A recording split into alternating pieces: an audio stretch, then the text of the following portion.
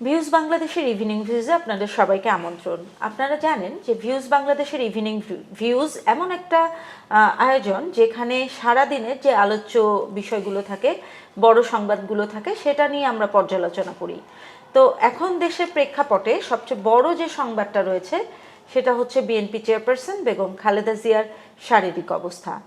তো সেই জায়গাটা ধরেই যদি আমরা আলাপ করতে যাই তাহলে আরেকটি বড় ইস্যু চলে আসে, সেটা হচ্ছে এই সময় তার সন্তান এবং বিএনপির ভারপ্রাপ্ত চেয়ারম্যান তারেক রহমান উনি দেশের বাইরে, উনি কি দেশে ফিরছেন কি ফিরছেন না, এটাও হচ্ছে একটা অনেক বড় আলাপ আলোচনার বিষয়। তো আজকে মূলত আমাদের যে সর্বশেষ আপডেট সেখানে এই বিষয়টা নিয়ে আমরা পর্যালোচনা করব। আমাদের সাথে আছেন ভিউজ বাংলাদেশের চিফ রিপোর্টার হীরা তালুকদার। হীরা ভাই, ধন্যবাদ। আমরা তো আসলে এই ব্যাপারটা গতকালও আমরা আলাপ করেছি, আজকেও করছি, এবং এটাই আসলে যে আলোচ্য বিষয় যে খালেদা জিয়ার যে শারীরিক অবস্থা আমরা শুনছি সকাল থেকেই, যে চিকিৎসকরা বলছেন উনি চিকিৎসায় সাড়া দিচ্ছেন কিন্তু আসলে অপরিবর্তিত রয়েছে, গতকালও যেমন ছিলেন তেমনই, অবনতিও হয়নি উন্নতিও হয়নি। তো এটা একটা বিষয়, এই ব্যাপারে আপনি সর্বশেষ যেটা জানেন সেটাও জানতে চাচ্ছি। আর এর সাথে আর একটা প্রশ্ন করে রাখি, সেটা হচ্ছে এখন তো একটা প্রশ্ন আসলে অবধারিত হয়ে গিয়েছে যে এই পরিস্থিতিতে বিএনপির যে ভারপ্রাপ্ত চেয়ারম্যান তারেক রহমান উনি আসলে দেশে আসছেন কি আসছেন না, এখন এটাই হচ্ছে জনগণের মধ্যে প্রধান একটা প্রশ্ন এবং উদ্বেগ। এই বিষয়টা একটু আলাপ করেন। ধন্যবাদ আপা। যেটা হচ্ছে যে তারেক রহমান বিষয়টা আমরা পরে আসি, আগে খালেদা জিয়ার শারীরিক অবস্থাটা বলি।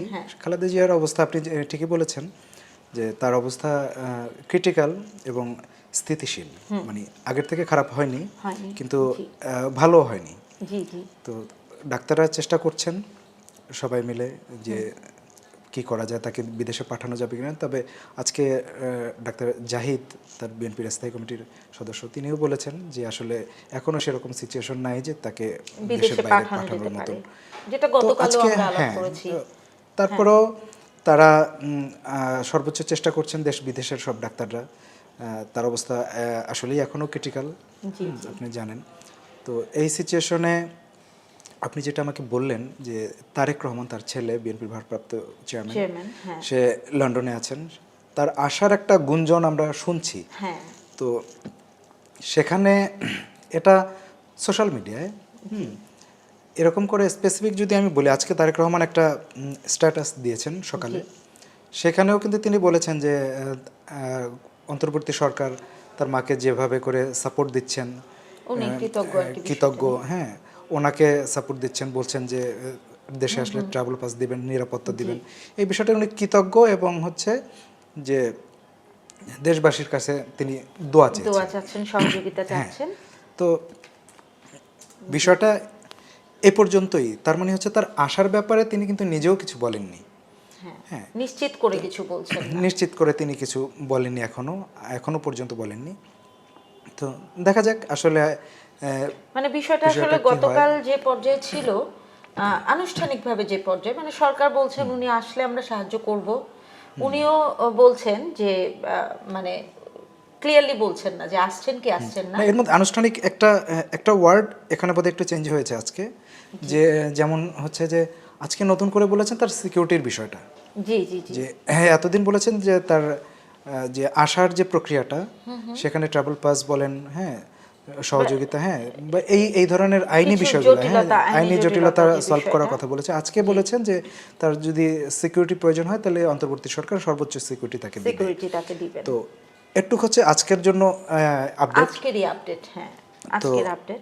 তিনি আসবেন কিনা সেটা আসলে সোশ্যাল মিডিয়া বা বিএনপির নেতাকর্মী বা বাইরে থেকে শোনা গেলেও আসলে সেটা এখনো কনফার্ম না।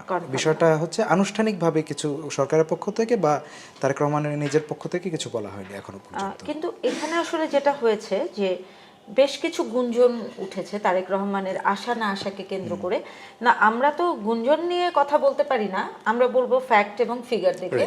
কিন্তু তারপরে যে প্রশ্নগুলো থেকে যায় সেটা হচ্ছে যে হঠাৎ এই মুহূর্তেই খালেদা জিয়াকে ভিভিআইপি যে স্ট্যাটাস দেয়া হলো, সেখানে উনি এসএসএফ এর একটা সার্বক্ষণিক যে নিরাপত্তা বলয় সেটার মধ্যে থাকবেন। তো হঠাৎ এই সময় এসে এই যে এরকম সিদ্ধান্ত, বুঝতে পেরেছি এটাতে আপা, হ্যাঁ। অনেকেই ভাবছেন যে এটা কি তারেক রহমানের সিকিউরিটি এনশিওর করার জন্যই কি এরকম সিদ্ধান্ত নেওয়া হলো কিনা? না আপা, আমি আপনাকে বলি যেটা আমরা জেনেছি জি সেটা হচ্ছে যে এ ধরনের সিকিউরিটি আসলে দেশের গুরুত্বপূর্ণ ব্যক্তিদের দেওয়া হয়, হ্যাঁ। VVIP time to time। ভিভিআইপিটা হচ্ছে দেওয়া হয়, খুবই নর্মাল এটা একটা ঘটনা। জি আর ভিভিআইপির সঙ্গে যে আপনি বললেন যে স্পেশাল সিকিউরিটি ফোর্স এদেরকে আনা হয় হচ্ছে এটা একটু রেয়ার, তবে এটাও ঘটে। তো এখন যেটা হয়েছে তার জন্য এটা আমার মনে হচ্ছে যে এখানে সার্বিক নিরাপত্তার ব্যবস্থাটা, হ্যাঁ। কারণ আপনি জানেন যে খালেদা জিয়া 3বারের প্রধানমন্ত্রী, হ্যাঁ, বাংলাদেশের অন্যতম একটা বড় দলের প্রধান, অবশ্যই। হ্যাঁ। তাকে বলা হয় বিএনপির নিউক্লিয়াস, হ্যাঁ। তাকে কেন্দ্র করেই বিএনপি এখনো BNP, পর্যন্ত, জি, হ্যাঁ, জি। আমরা যেটাই বলি না কেন। তো ওই সিচুয়েশনে আসলে তার যে ক্রিটিক্যাল পরিস্থিতি, এখানে যে কোনো ধরনের মানে সিচুয়েশন ফেস করার জন্য সরকার, হ্যাঁ, ভালো খারাপ, হ্যাঁ, ওখানে আশপাশের নিরাপত্তা, নেতাকর্মীদের, সেখানে বাইরের কেউ যেতে পারে, সব কিছু মিলে একটা সব ধরনের মানে নিরাপত্তা বলেন, হ্যাঁ, নাশকতা প্রতিহত করা বা সবকিছু মিলিয়ে আসলে এই ব্যবস্থাটা SSF নেওয়া হয়েছে। ব্যবস্থাটা, হ্যাঁ, আমার কাছে মনে, এটা তো কেউ ক্লিয়ার করবে না, তো তবে আমার কাছে মনে হয় না যে এটা কাউকে দেখানোর জন্য বিশেষ উদ্দেশ্য, হ্যাঁ, বিশেষ উদ্দেশ্য তো আছে, উদ্দেশ্যটা মানে এরকমই, সেটা হ্যাঁ। এরকম যে খালেদা জিয়াকেই, নিরাপত্তা নিশ্চিত খালেদা করা। জিয়া, এবং আসলে এখানে তো খালেদা জিয়া এখানে একটা প্রতিষ্ঠান, জি জি নিজের একটা প্রতিষ্ঠান, এখানে এই প্রতিষ্ঠানের সাথে রাষ্ট্রীয় প্রতিষ্ঠান, হ্যাঁ, রাষ্ট্র জড়িত এটার সঙ্গে। জড়িত। সো ওখানে খালেদা জিয়া যখন চিকিৎসা নিচ্ছে, জি জি তার ওখানে এই সিকিউরিটিটা আসলে নর্মাল থানা পুলিশ করে, হ্যাঁ, বা এভাবে করে হয় না। সরকার মনে করছে যে এটা চূড়ান্ত পর্যায়ের সিকিউরিটি ওখানে দরকার, এই জন্য ওখানে SSF দেওয়া হয়েছে। এটা আমার ধারণা। এটা ধারণা। এটা তো একটা বিষয়, সেগুলো হয়তো নীতি নির্ধারণী পর্যায়ে বিষয়গুলো হয়তো আমরা পরে জানতে পারবো। ঠিক, কিন্তু আপনি তো মাঠ পর্যায়ে কাজ করছেন, বিভিন্ন রাজনৈতিক যে ব্যক্তিত্ব বা বিএনপি যারা নেতাকর্মী, এই বিষয়গুলো নিয়ে আপনার আপডেটস আছে।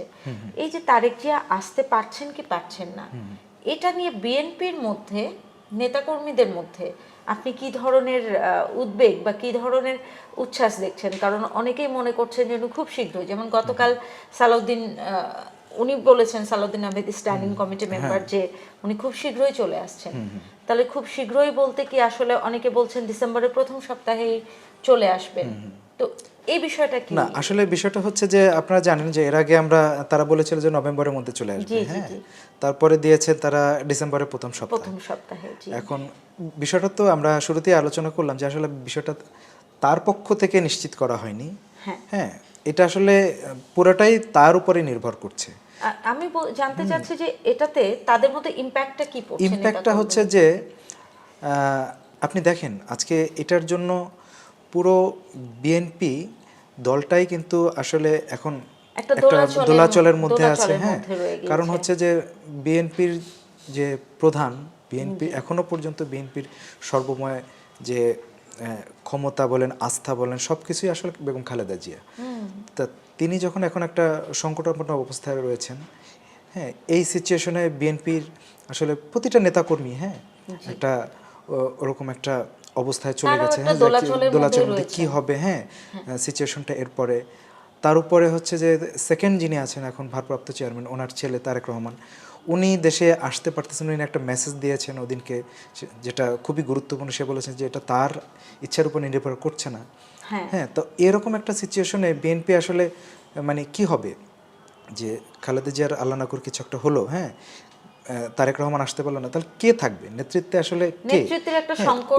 ওই সিচুয়েশনে বিএনপির আসলে সবার মধ্যে, এটা আমি বিভিন্ন নেতাকর্মী, হ্যাঁ, বড় নাম প্রকাশ করেনি আমার কাছে, হ্যাঁ, তিনিও বলেছেন যে আপনারা লিখবেন না আমার নাম। তারাও বলেছে যে আসলে আমরা এই সিচুয়েশনটা আসলে আশঙ্কার মধ্যেই তারা রয়েছেন। যদি তারেক রহমান আসতে না পারেন, সেক্ষেত্রে আসলে যদি এমন কোনো ঘটনা ঘটেই যায়, হ্যাঁ, তাহলে আসলে মানে সামনে ইলেকশন, হ্যাঁ, এটা কোনো স্বাভাবিক অবস্থায়ও নাই। আর 3 মাস পরে ইলেকশন, হয়তো নেক্সট উইকে তফসিল ঘোষণা করবে। তো এরকম একটা সিচুয়েশনে বিএনপির জন্য খুবই একটা মানে গুরুত্বপূর্ণ বিষয় যে তারেক রহমান থাকবেন খুবই দেশে ইম্পর্টেন্ট, যদিও তাদের আরো বড় বড় নেতা রয়েছেন, কিন্তু বড় আসলে দল, দলের সেকেন্ড ইন কমান্ড থাকলে কান্ডারি যেটা বলা হয় যে ফার্স্ট সেটা। কান্ডারি সেকেন্ড কান্ডারি, হ্যাঁ, জি, জি, জি। দুজনের একজনও যদি উপস্থিত না থাকেন দেশে, এরকম একটা তাহলে দেশে, হ্যাঁ সেই মুহূর্তে আসলে কি হচ্ছে হ্যাঁ, এটা বিষয়টা আসলে একটা ভার্চুয়ালি ওইভাবে করে তারেক রহমান ওইভাবে কতটা মেনটেন করতে এখনো কতটা পারছেন, আসলে রুট লেভেলের বিএনপির মতন দল, এটা তো ছোট দল না, হ্যাঁ। এটা যদি অন্য কোনো দল হতো সেটা একটা ব্যাপার ছিল, বিএনপির মধ্যে এত বড় দল আসলে মানে দূর থেকে আমার ধারণা মেনটেন যে করা। উনি যে যদি নাই আসতে পারেন তাহলে উৎসাহের যে ভাটা ছিল নির্বাচনকে কেন্দ্র করে বিএনপি নেতাকর্মীদের মধ্যে, সেটা মানে একটা ভাটা পড়ে যাবে, উৎসাহের যে ইয়েটা ছিল অবস্থা ছিল। কিন্তু আমরা যদি খুব পজিটিভ চিন্তা করি, ইতিবাচক চিন্তা করি, তাহলে তারেক রহমান যদি চলে আসেন সেই ক্ষেত্রে পরিস্থিতিটা কেমন হবে বলে মনে করছেন? নিশ্চয়ই তারেক রহমান যদি চলে আসে সেক্ষেত্রে অবশ্যই এখানে যা কিছুই ঘটুক বিএনপি একটা নতুন করে শক্তি পাবে নিজেদের মধ্যে, নিজেদেরকে, হ্যাঁ, নিজেদের মধ্যে নিজেদেরকে আবার নতুন করে শুরু করা, হ্যাঁ, জাগ্রত করা, সিচুয়েশনটা হ্যান্ডেল করা বিএনপির জন্য অনেক সহজ হয়ে যাবে তিনি যদি সশরীরে উপস্থিত থাকেন দেশে। আর এতে বিএনপির অবশ্যই যারা তৃণমূলে যারা আছে অনেক উৎসাহ নিয়ে আসলে নির্বাচনটা করতে পারবেন, হ্যাঁ। আর না আসলেও হয়তো তারা বিকল্প ব্যবস্থা নিশ্চয়ই করবেন, বিএনপির মতো দল এখন আপনি জানেন এখন ওই অর্থে আওয়ামী লীগ তো মাঠে ওইভাবে নেই, সেই সিচুয়েশনে আসলে বিএনপির মতন দলকে আসলে তারাই আসলে এখন মাঠে আসলে প্রধান দল হিসেবে এখন বলাই যায়, সবচেয়ে বড় দল, মানে অতীত বিবেচনা করলে, হ্যাঁ, ভবিষ্যতে কোনটা হবে সেটা আলাদা বিষয়।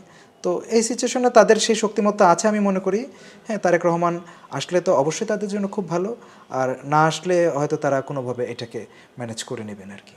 জি, আমরা আসলে সবসময় যেটাকে বলে যে পজিটিভ যে থিঙ্কিং, কারণ ভিউজ বাংলাদেশ আমাদের মোটে হচ্ছে প্রমোটিং পজিটিভ বাংলাদেশ, তো সেই জায়গা থেকে আমরাও খুব আশাবাদী এবং আমরাও চাই যে ভবিষ্যতে বাংলাদেশের যে রাজনৈতিক প্রেক্ষাপট, তারেক রহমান আসবেন কি আসবেন না সেটাও যেমন গুরুত্বপূর্ণ, তেমন সমানভাবে গুরুত্বপূর্ণ যে আমাদের যে বর্তমান রাজনৈতিক যে একটা অনিশ্চয়তা কাজ করছে সবার মধ্যে, এই অনিশ্চয়তা যাতে কেটে যায়, আমরা যাতে একটা খুব সুষ্ঠু নির্বাচন করতে পারি এবং সেই নির্বাচনের মাধ্যমে মানুষের যে জন আকাঙ্ক্ষা ছিল যে নিজেদের নেতা নির্বাচন করা, সেই আকাঙ্ক্ষা পূরণ হয়, এই শুভকামনা রেখে আজকের ইভিনিং ভিউজ আমরা এখানেই শেষ করছি। আপনাদের সবাইকে শুভেচ্ছা। হীরা ভাই, ধন্যবাদ। ধন্যবাদ।